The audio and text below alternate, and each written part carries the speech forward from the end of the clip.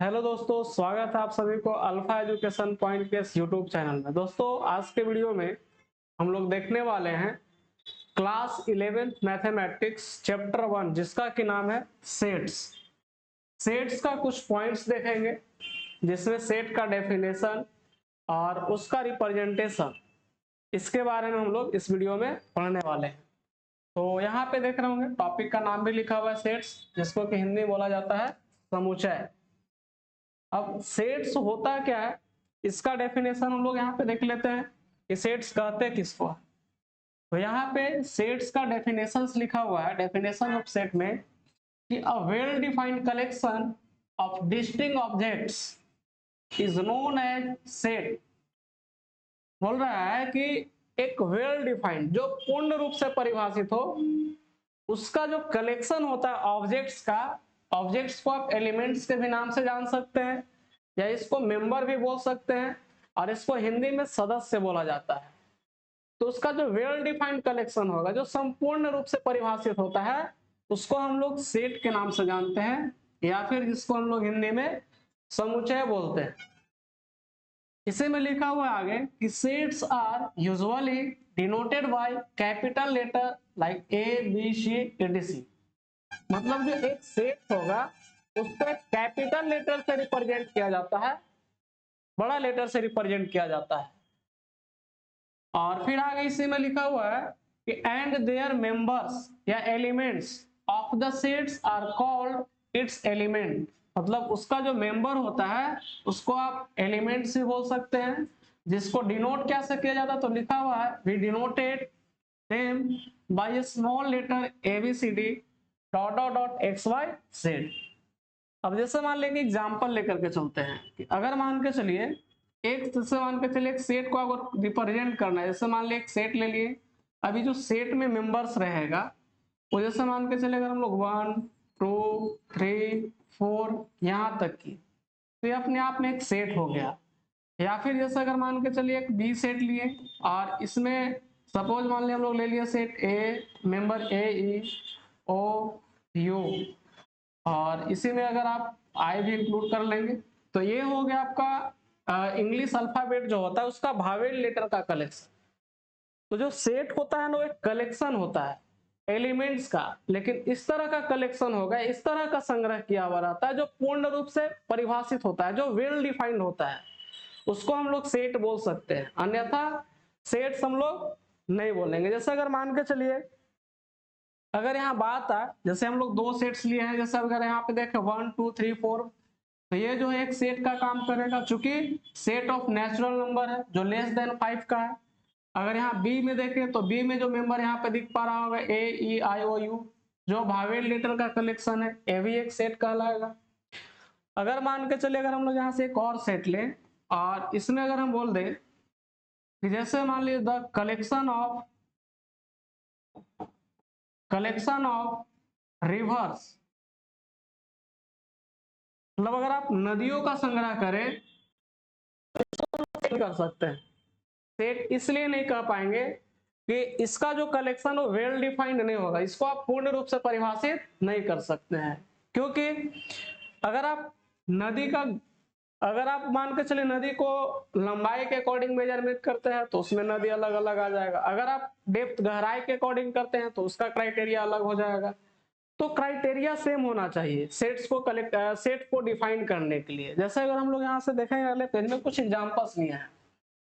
Examples में क्या है, तो यहाँ पे फर्स्ट में लिखा हुआ है कि the collection of all months of year beginning with letter J. जैसे बोल रहा है कि एक मंथ में, सॉरी एक ईयर में जो मंथ होता है, जो स्टार्टिंग होता है जे लेटर के साथ, इसका जो कलेक्शन होगा ये सेट होगा कि नहीं, तो सेट होगा। रीजन, तो रीजन ये है कि जैसे अगर आप जे से स्टार्ट करते हैं और जनवरी से अगर आप स्टार्ट करते हैं, तो जनवरी से लेकर दिसंबर तक जे से स्टार्ट होने वाले जो पहला मंथ है उसका नाम है जनवरी। जनवरी के बाद फिर जून आता है, जुलाई आता है। तो यहाँ पे इसका सॉल्यूशन में देख रहा हूँ कि लिखा हुआ कि the collection of all months of a year beginning with the letter J is well defined. Well defined collection of objects है, because one can be definitely identity a month that belongs to this collection. अगर यहाँ पे बात करें तो जो year होता है उसमें 12 मंथ होता है। 12 मंथ में जे लेटर से आने वाले जो मंथ्स है जिसका नाम है जनवरी, जून, जुलाई, अगर आप इसका कलेक्शन करिएगा तो एक, अगर आप सीरियल से भी कलेक्शन करिएगा तो एक सेट कहलाएगा। अगला क्वेश्चन जो दिया हुआ है जिसमें लिखा हुआ है कि the collection of 10 most talented writers of India. अब बोल रहा है कि 10 जो टैलेंटेड राइटर्स है, लेखक है, उनका अगर हम लोग कलेक्शन की बात करें तो ये सेट नहीं होगा। सेट नहीं होने का रीजन है कि अगर मान के चले हम लोग राइटर्स की बात करें तो हो सकता है कि एक जो राइटर्स है किसी और सब्जेक्ट में टैलेंटेड हो, दूसरा राइटर कोई और सब्जेक्ट, जैसे मान ले अगर हिंदी की बात करें तो हिंदी में बहुत ऐसे सारे राइटर्स हैं जो अपने आप में टैलेंटेड है। अब इंग्लिश की बात करें तो इंग्लिश में अलग अलग है, तो हर सब्जेक्ट का जो राइटर्स है वो अलग अलग और अपने आप में वो टैलेंटेड है, बट क्राइटेरिया चेंज हो जा रहा है, कोई इंग्लिश में हो जा रहे हैं, कोई हिंदी में हो जा रहा है। इसके वजह से इसका जो कलेक्शन होगा, मतलब 10 सबसे महत्वपूर्ण लेखक का संग्रह, उसका जो संग्रह होगा वो समुच्चय नहीं कहलाएगा। तो देखिए लिखा भी हुआ सोल्यूशन में कि the collection of 10 most talented writers of India is not well defined collection. ये वेल डिफाइंड कलेक्शन नहीं है, मतलब कि पूर्ण रूप से परिभाषित इसको आप नहीं कर सकते हैं। Because the criteria for determining a writer's talented vary from person to person। यानी कहने का मतलब है कि इसका जो क्राइटेरिया होगा वो डिफरेंट हो जाएगा। जैसे अगर मान लिया अगर आप हिंदी की बात करें तो हिंदी का अलग है, इंग्लिश का अलग है, संस्कृत का अलग है। तो यहाँ पे लिखा हुआ कि hence this collection is not set, मतलब ये जो कलेक्शन है ये समुच्चय नहीं कहलाएगा। आगे हम लोग बात करते हैं तो दो और क्वेश्चन यहाँ पे दिया हुआ है कि a team of 11 best cricket batsman of the world. बोल रहा है कि एक टीम है जिसमें 11 गो बैट्समैन का कलेक्शन है पूरे वर्ल्ड का, तो इसका जो कलेक्शन होगा वो सेट कहलाएगा कि नहीं, तो ये भी सेट आपका नहीं होगा। चूंकि रीजन है, अब जैसे मान लीजिए बेस्ट अगर बैट्समैन की बात करते हैं, 11 प्लेयर की अगर हम लोग बात करते हैं जो अपने आप में बेस्ट बैट्समैन होंगे, उसका कलेक्शन आपको सेट्स जो है वो नहीं कहलाएगा।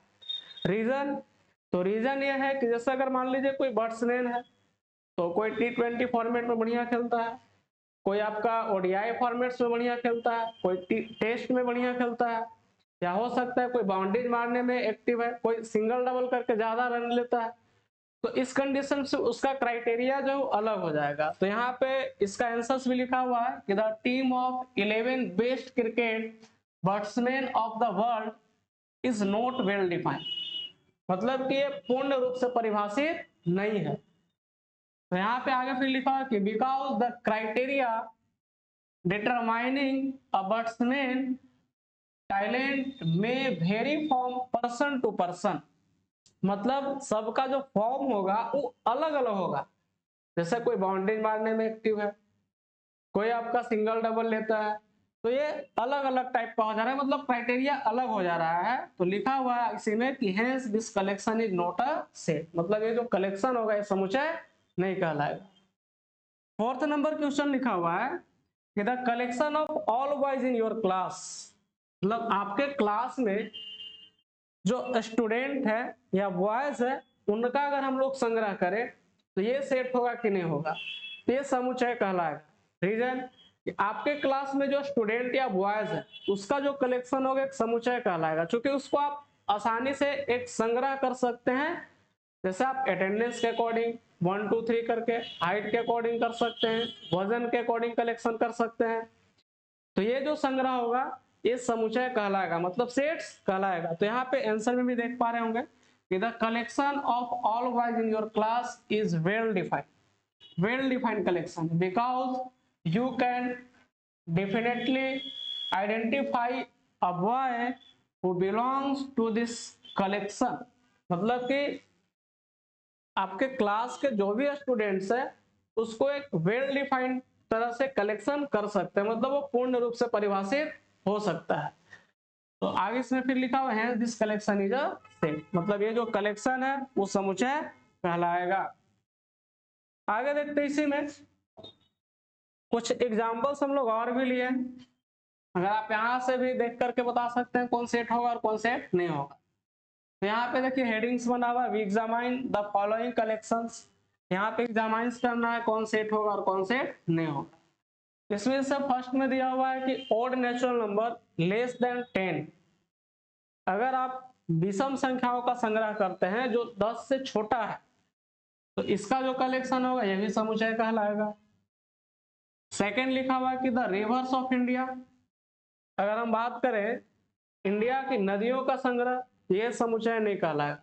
रीजन रीजन यह है कि अगर मान के चलिए कोई रिवर जो है वो अपने आप में गहराई में अधिक होगा, किसी का लेंथ अधिक है मतलब लंबाई अधिक है, किसी का चौड़ाई अधिक है, तो उसका जो क्राइटेरिया है वो अलग अलग हो जाएगा, इसलिए इसका जो कलेक्शन होगा समुच्चय नहीं कहलाएगा। मतलब नदियों का अगर आप संग्रह करते हैं तो समुच्चय नहीं कहलाएगा।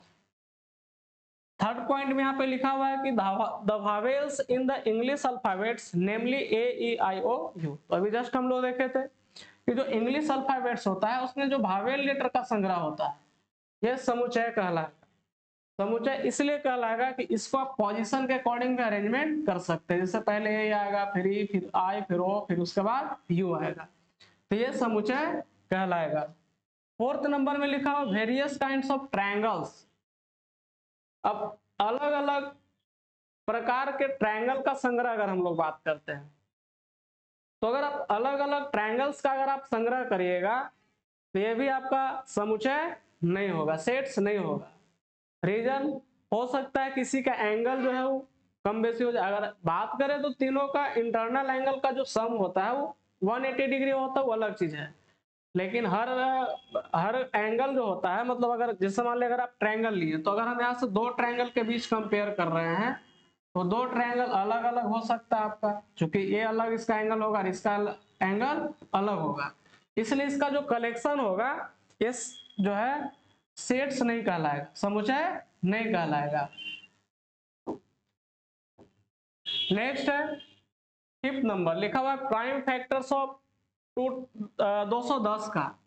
210 का जो प्राइम फैक्टर है उसका संग्रह की अगर हम लोग बात करें जिसमें 2 3 5 7 आ रहा है, यह भी आपका समुच्चय हो जाएगा, क्योंकि पहले 2 आएगा फिर 3 आएगा 5 7 फिर इस तरह से अरेंजमेंट कर सकते हैं।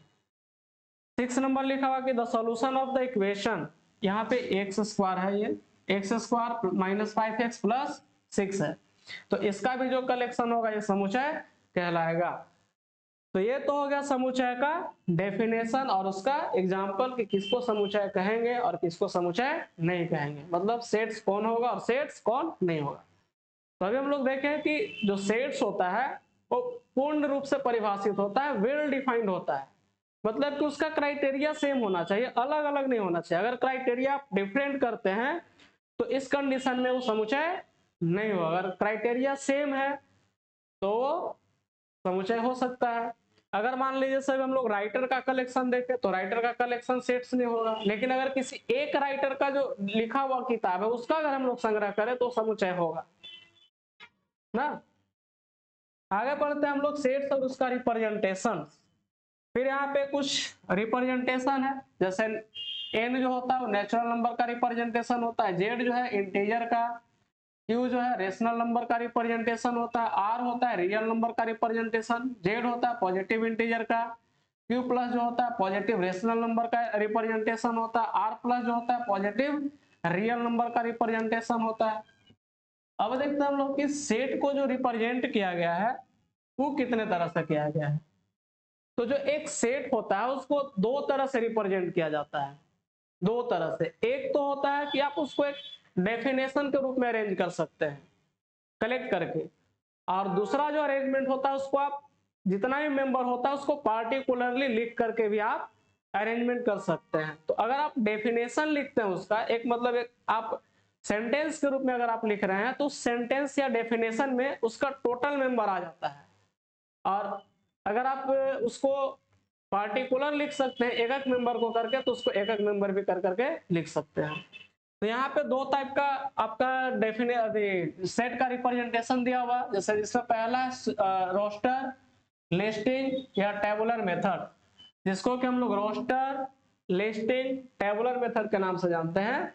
इसमें क्या होता है, तो लिखा हुआ है कि in this method we list all the elements of the set in row separating them by commas enclosed in curly bracket। बोल रहा है कि जो रोस्टर फॉर्म होता है या टेबुलर फॉर्म होता है या लिस्टिंग फॉर्म में जो होता है, उसका जितना ही मेंबर होगा उसको करली ब्रैकेट में एक एक एलिमेंट को लिख देंगे कॉमा के साथ। जैसे कि एग्जांपल लिखा हुआ है कि that is if a set has elements LMNP, मतलब एक सेट है जिसमें मेंबर क्या है, LMNP है, तो इसका जो रिप्रेजेंटेशन होगा रोस्टर रूप में, इसको हम लोग लिखेंगे करली ब्रैकेट में L, M, N, फिर P, फिर Q करके लिखा हुआ है। तो ये जो रिप्रेजेंटेशन होता है इसको बोलते हैं हम लोग रोस्टर फॉर्म। अब इसी में जो दूसरा पॉइंट लिखा हुआ जिसका नाम है set builder method. Set builder method क्या होता है, तो लिखा हुआ इसी में कि in this method a set is represented by characterizing property qx of its elements x if a contains all values of x for which a condition qx is true, then we write a equal to, यहाँ पे लिखा हुआ x such that qx, और a equal to x such that qx where I is read as such that, मतलब यहाँ पे जो ये जो सिंबल देख रहे हैं इसको, या फिर ये जो स्लैश का सिंबल है, इसको हम लोग सच दैट के नाम से जानते हैं। कहने का मतलब है कि जैसे अगर मान के चलिए हम लोग एक सेट ले लिए ए बराबर, जैसे मान हम लोग यहाँ से ए ई ओ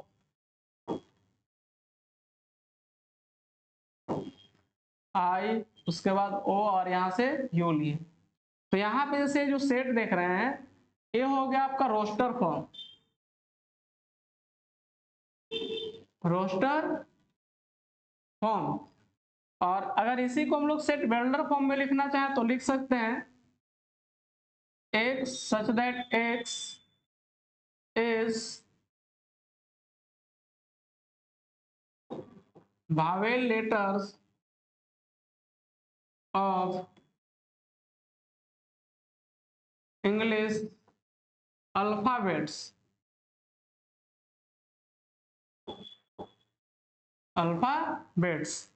तो ये जो लिखा हुआ है ये जो होगा आपका, इसको बोलते हैं हम लोग सेट बिल्डर मेथड या सेट बिल्डर फॉर्म, और ये जो लिखा हुआ है सेट्स, इसको बोला जाता है रोस्टर फॉर्म। इसका एग्जांपल्स देख लेते हैं हम लोग।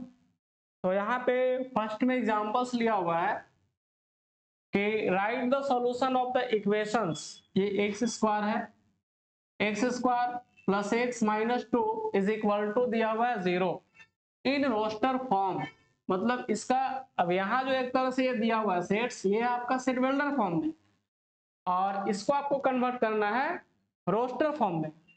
तो बात करें रोस्टर फॉर्म को, तो इस इक्वेशन को केवल आपको सॉल्व करना है, इसमें कुछ करने का आपको जरूरत नहीं है। तो यहां से अगर आप इसको सॉल्व करिएगा, एक्स स्क्वायर प्लस एक्स है, माइनस में आपका 2 है, तो एक क्वाड्रेटिक इक्वेशन बन जा रहा है। सॉल्यूशन की बात अगर हम लोग करें तो यहां से हो गया आपका एक्स स्क्वायर प्लस एक्स और माइनस आपका 2 इज इक्वल टू 0 है। तो यहां से अगर आप इसको सॉल्व करिएगा तो सॉल्व करने के बाद आपके पास यहाँ से एक्स स्क्वायर प्लस 2x और माइनस एक्स कर लेंगे, और माइनस फिर 2 यहाँ से इक्वल टू में 0। यहाँ से इसमें से कॉमन अगर हम लोग x को लेते हैं तो यह हो जाएगा आपका x प्लस 2, और यहाँ से केवल माइनस कॉमन लेंगे, यहाँ पे प्लस 2 हो जाएगा इक्वल टू में 0। तो यहाँ से जब सॉल्व करेंगे तो एक हो जाएगा x माइनस 1, एक होगा आपका x प्लस 2 जिसका वैल्यू हो जाएगा 0। तो x का मान जो आएगा 1 और कॉमा माइनस 2। तो ये जो देख रहे हैं यानी इसका जो मेंबर हम लोग को लिखना है, अब ये जो सेट होगा इसका मेंबर हम लोग करली ब्रैकेट में लिख देंगे -2, 1। अब ये जो इसका सॉल्यूशन है -2, 1, ये जो सॉल्यूशन है रोस्टर फॉर्म में हो गया, और इसी का जो इक्वेशन एक तरह से जो देख रहे हैं x square plus x minus 2 जो है, इसी इक्वेशन उसी इक्वेशन का जो सॉल्यूशन है वो जो कहलाएगा, ये आपका कहलाएगा आपका सेट बिल्डर फॉर्म। ये आपका सेट वेल्डर फॉर्म में हो गया और उसी का जो सॉल्यूशन वो कहला जाएगा आपका रोस्टर फॉर्म। दूसरा एग्जांपल दिया हुआ है कि राइट द सेट्स दिया हुआ है x such that x is a positive integer and x square, ये भी यहाँ पे x स्क्वायर है less than 14 in the roster form. मतलब आपके पास जो सेट दिया हुआ है कि x such that x जो है वो पॉजिटिव इंटीजर है, जो x स्क्वायर जो वहां पे है वो लेस देन कितना से है 40 से। तो अगर हम लोग पॉजिटिव इंटीजर की बात करें तो पॉजिटिव इंटीजर मान ले अगर हम लोग यहाँ से सेट इसका a नाम दे दिए, सॉल्यूशन इसका देख लेते हैं, a नाम दिए तो इसमें मेंबर्स कौन होगा, तो अगर आप 1 रखिएगा तो 1 का स्क्वायर 1 होगा जो 40 से छोटा होगा, 2 रखने पे 4 होगा वो भी 40 से छोटा, 3 रखने पे भी 9 होगा जो 40 से छोटा होगा, 4 रखने पे भी 16 होगा जो 40 से छोटा होगा या 40 से छोटा होगा, 5 रखेंगे तो 25 आएगा, 25 आएगा जो भी आपका 40 से छोटा होगा। फिर अगर हम लोग 6 की बात करते हैं तो 6 का अगर स्क्वायर करिएगा तो 6 का स्क्वायर भी आपका 36 होगा जो आपका 40 से छोटा। अगर हम बात करें 7 का तो 7 इसमें आप नहीं लिख सकते क्योंकि 7 करेंगे तो 7 करने के बाद 7 का जो स्क्वायर होगा उन 49 हो जाएगा मतलब 49 होगा, और 49 अगर होता है तो ये 49 जो होगा वो 40 से बड़ा हो जाएगा। इस कंडीशन में इसमें मेंबर्स कौन कौन आएगा तो 1 2 3 4 5 और 6। तो ये जो दिया हुआ ये हो गया आपका सेट वेल्डर फॉर्म और इसका जो हम लोग हल लिखे हो जाएगा आपका रोस्टर फॉर्म के रूप में। आगे देखते हैं क्वेश्चन। नेक्स्ट क्वेश्चन है first number, right the sets A, एक सेट दिया हुआ है जिसमें मेंबर्स है 1 4 9 16 25 dot dot dot in set welder form. बोल रहा है कि ये जो सेट दिया हुआ है इसको आप सेट वेल्डर फॉर्म में लिखिए।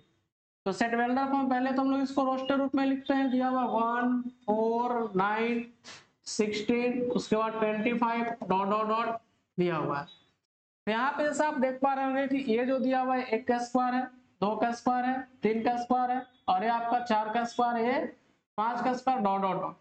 तो यहाँ पे देख पा रहे होंगे कि ये जो भी दिया हुआ है ये सब का सब क्या है तो स्क्वायर है। स्क्वायर किस फॉर्म में है तो 1 का स्क्वायर 2 का स्क्वायर 3 का स्क्वायर 4 का स्क्वायर इस तरह से दिया हुआ है। तो अगर हम लोग इसको सेट वेल्डर फॉर्म में लिखना चाहें तो लिख सकते हैं कि ये जो कलेक्शन है वो नेचुरल नंबर का स्क्वायर का कलेक्शन है। क्या है नेचुरल नंबर का स्क्वायर का कलेक्शन। जैसे अगर हम लोग इसी को सेट वेल्डर फॉर्म में लिखना चाहें तो लिख सकते हैं कि x such that x square where x is a natural number, x क्या है नेचुरल नंबर है, मतलब कि यहाँ पे x स्क्वायर करना, क्या करना है x स्क्वायर, जहाँ पे x क्या रहेगा आपका नेचुरल नंबर। जैसा अगर मान के चलिए इसी को अगर हम रोस्टर रूप में कन्वर्ट करें तो a बराबर क्या आ जाएगा तो नेचुरल नंबर आपका 1 से स्टार्ट होता है, x स्क्वायर के जगह पे 1 रखेंगे तो 1 आएगा, 2 रखने पे 4 आएगा, 3 रखने पे 9 आएगा, अगर आप 4 रखते हैं तो 4 रखने पे आपका 16, 5 रखने पे 25, उसके बाद आगे और भी निकाल सकते हैं मेंबर। तो ये जो रिप्रेजेंटेशन हुआ ये इसका रोस्टर रूप हो गया और ये जो रिप्रेजेंटेशन है ये होगा इसका सेट वेल्डर फॉर्म। तो आज की वीडियो में फिलहाल इतना ही, मिलते हैं फिर नेक्स्ट वीडियो में, तब तक के लिए धन्यवाद। अगर आपको वीडियो अच्छा लगा तो चैनल को सब्सक्राइब करें, शेयर करें, थैंक यू।